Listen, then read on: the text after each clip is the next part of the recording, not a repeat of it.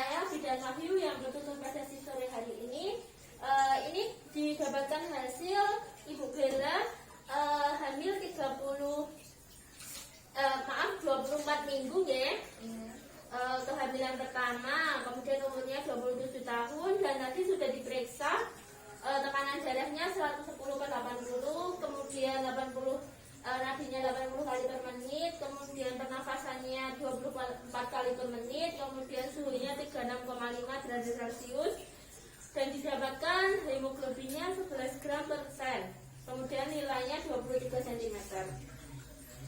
Di sini saya akan memberikan edukasi tentang nutrisi pada kehamilan.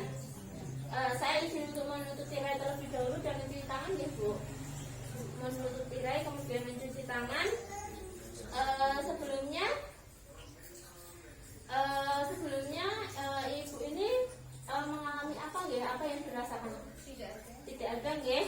Saya izin untuk memberikan edukasi tentang nutrisi kehamilan. Yang pertama itu ada dari sumber energi yang didapatkan dari nasi, kemudian umbi-umbian seperti kentang, kemudian singkong, ketelang ya Bu. Kemudian yang kedua itu ada protein. Protein itu ada dua, bisa dari protein hewani, kemudian protein nabati. Protein hewani itu dari daging, kemudian ikan laut kayak gitu, proteinnya tinggi Bu. Kemudian kalau protein nabati itu bisa dari kedelai seperti tempe, kemudian tahu, kemudian sayur-sayuran yaitu bayam, terus ada brokoli. Kemudian alpukat itu juga protein nabati. Kemudian kalau memakan daging-dagingan, kemudian ikan, sayur itu harus dimasak dengan matang ya Bu, karena kalau tidak dimasak dengan matang, jadi kandungan di dalamnya itu ada bakteri-bakteri atau sejenisnya yang masih aktif. Kemudian saya akan menjelaskan tentang sumber energi mineral yang didapatkan dari alpukat, kemudian dari kerang kayak gitu ya Bu. Kerang itu mineralnya tinggi. Kemudian saya akan memberikan edukasi tentang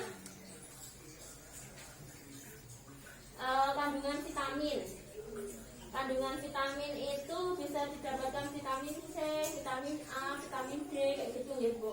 Kalau vitamin C contohnya buah seperti jeruk, kemudian mangga kayak gitu yang bersifat agak asam. Kemudian kalau vitamin A bisa didapatkan dari wortel kayak gitu ya Bu. Kemudian saya akan menjelaskan tentang gizi seimbang untuk ibu hamil. Yang pertama, biasakan mengkonsumsi aneka ragam pangan yang lebih baik. Jadi banyak yang bergizi ya Bu. Kemudian batasi mengkonsumsi makanan yang mengandung garam tinggi. Jadi garamnya itu tidak usah banyak-banyak yang dikonsumsi karena bisa mengakibatkan tekanan darah tinggi dan sampai dari preeklamsi ke eklamsi kayak gitu. Kemudian minum air putihnya yang banyak nih Bu. Kurangi minum kopi, minum teh. Jadi semisal minum obat kayak gitu harus pakai air putih, atau habis makan sayuran atau protein jangan langsung minum teh atau kopi karena itu nanti gizinya tidak diserap oleh tubuh ibu. Jadi sia-sia dengan mau makan yang bergizi tapi minumnya teh atau kopi. Jadi setiap makan makanan yang bergizi itu minumnya air putih. Kemudian saya akan menjelaskan tentang suplemen asam folat. Itu termasuk nutrisi yang dibutuhkan untuk ibu hamil. Suplemen asam folat itu sebanyak 400 mcg atau 0,4 mg setiap hari akan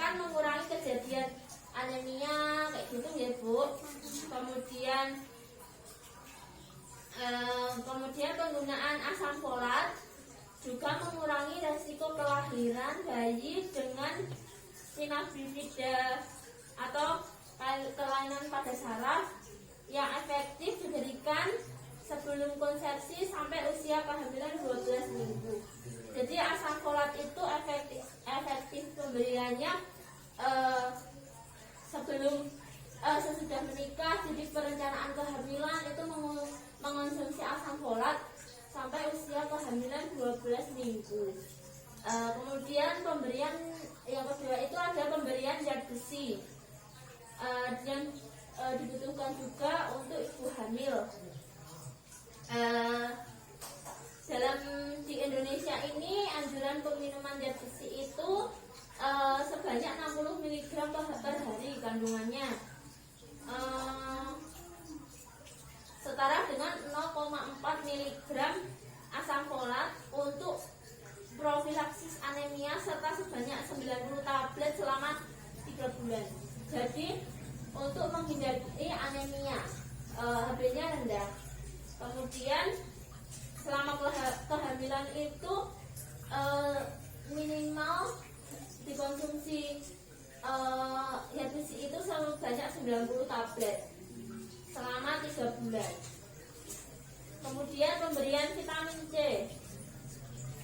itu juga dibutuhkan ke ibu hamil sebanyak 250 mg per hari yang dikonsumsi bersama makanan akan meningkatkan absorpsi zat besi dari sumber makanan yang dikonsumsi.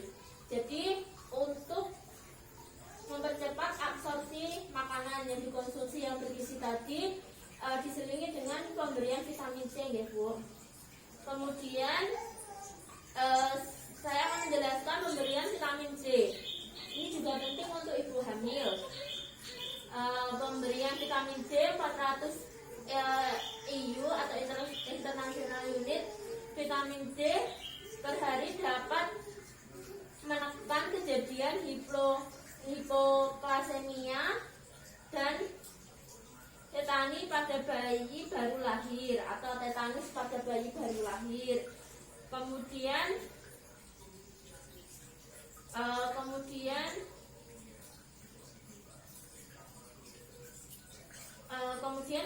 itu saja itu yang bisa saya jelaskan. Apakah ibu sudah paham? Sumber karbohidrat tadi, saya ingin bertanya, sumber karbohidrat tadi dihasilkan dari nasi ya, salah satunya. Sekiranya ibu itu sudah paham atas penjelasan saya. Terima kasih ya Bu atas kerjasamanya, sehat selalu. Kemudian dokumen